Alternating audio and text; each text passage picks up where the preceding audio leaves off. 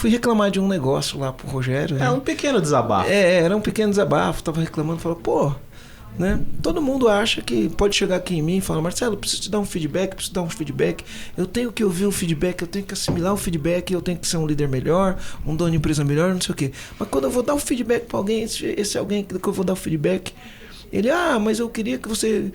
Aí a pessoa chora, ou senão fala, não, você não devia ter feito isso na frente dos outros, mas todo mundo quando fala para mim, fala na frente dos outros. Aí tava falando disso daí, né, meio que me lamentando.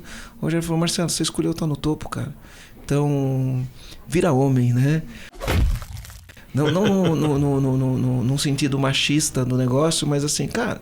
No sentido de, seja um adulto e assuma a tua posição. Isso. Então, cara, você escolheu estar no topo. E quando você está no topo, é assim que funciona.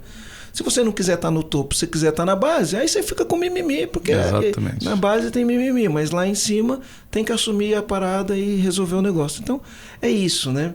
E aí a gente pode identificar padrões, né? Padrões das empresas onde as pessoas estão brincando de ser empresário, né? Ainda na fase, né, adolescente, não brincando no sentido de ser irresponsável nem nada, mas aqui está no caminho de aprendizado ou de maturação.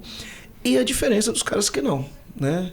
Já desenvolveram a musculatura, já desenvolveram a maturidade para jogar um jogo profissional. Quais os paralelos que a gente tem para ver a diferença de um para o outro? Como que é o dia a dia?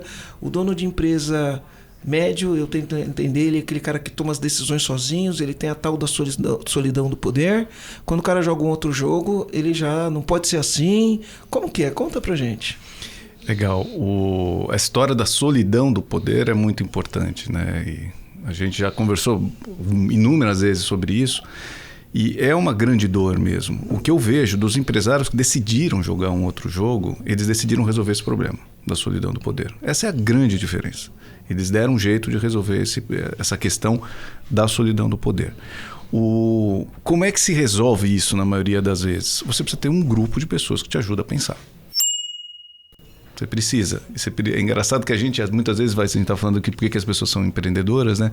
A gente não quer ter chefe, etc. Mas eu tenho certeza que todo mundo aqui, a gente falou disso recentemente, verdade, gosta de ter chefe. No sentido de alguém te cobrando, alguém avaliando o seu resultado, alguém te puxando para um próximo nível. Alguém te desafiando. Te desafiando.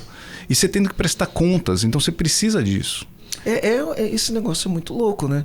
Porque o cara fala, eu quero ser dono da minha empresa, eu quero ser dono, eu quero mandar, não quero obedecer ninguém, não quero dar ordens pra ninguém. Aí ele resolve fazer isso, ele fica na solidão do poder. Ele fala, pô, e agora como eu tomo essas decisões, tô sozinho, solidão do poder, um monte de coisa, tem que resolver, não aguento. Aí o cara pega, né? Mas ele quer ser dono, ele quer não sei o quê. Aí ele pega e vai jogar outro jogo. Aí ele vai mudar o jogo. Aí quando ele começa a mudar o jogo, ele contrata um mentor num primeiro momento, entra num grupo de empresários num segundo momento, num terceiro momento começa a trazer pessoas para aconselhar, né? E aí começa a entender que ele precisa profissionalizar. Aí quando entra no jogo de profissionalizar, aí ele vira empregado, né? Mais ou menos. Não é que ele vira empregado, mas a sensação que... Explica um pouco mais essa dinâmica, né? Eu acho super interessante. Teoria da agência, né? Teoria da agência. Academicamente a gente chama de teoria da agência. O que é isso? Assim, hoje existe no mundo empresarial, você tem esse mundo da governança corporativa, né? O que é governança corporativa? É como você governa a sua empresa, como que ela funciona, quais são os rituais, quais são os processos, de que maneira se tomam as decisões na empresa e que eu consiga fazer com que a empresa funcione, que ela seja autogerenciável. Eu preciso de processo, eu preciso de governança. E dentro do mundo da governança corporativa, você tem uma figura que é o conselho de administração da empresa. E a gente ouve muito falar de conselho de empresas muito grandes, né? Então, conselho de Petrobras, conselho de Vale, etc. E tal. Existe. Agora, essa mesma figura você tem para empresas menores. Porque o conselho, para explicar para quem não conhece o que é o conselho de uma maneira muito simples, quem contrata e demite o CEO é o conselho. Então, o conselho está acima do CEO da empresa. Entendi. Então, se eu tenho um conselho, o conselho que vai avaliar o CEO, o conselho que vai... Mas eu sou o CEO da empresa. Pois é. Você sendo CEO, você tendo um conselho, você vai ter alguém avaliando o seu negócio. E aí você pode ser demitido. Você vai ter alguém te ajudando. Muito.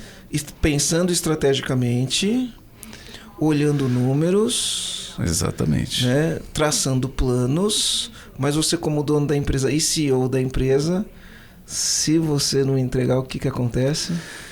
você pode não ser a melhor pessoa para estar nesse lugar. Roda mesmo, né?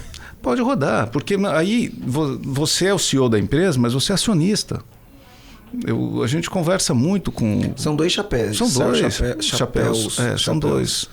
Você é CEO, você é acionista e você pode ter o terceiro, de ser conselheiro. Então, eu já tive nessa situação. Numa das minhas empresas, eu era o CEO e, de repente, sabe quando eu olhei tomando pancada pra caramba, eu falei, eu não sou o melhor CEO para minha empresa. Agora, eu tinha um salário de CEO, né? Um salário, um prolabore de CEO, eu tinha o status de ser CEO, eu tinha o cartão de CEO da empresa. Pô, isso é legal pra cacete. Só que eu não estava gerando retorno sobre o meu próprio investimento melhor. Como acionista... Como acionista, eu estava bravo comigo. Como CEO, você tinha o ego e a vaidade de ser CEO. É uma delícia. Como acionista, você olhava e falava, aí, o CEO que está tocando essa empresa... Você tira o chapéu, deixa eu colocar o chapéu agora de acionista. É louco pensar nisso, o CEO que está tocando essa empresa não é bom. Não tá bom, não. Era outro chapéu. Aí você tem os pares, que são os outros conselheiros. Isso. E aí os outros conselheiros corroboram com a ideia. Fala, ei...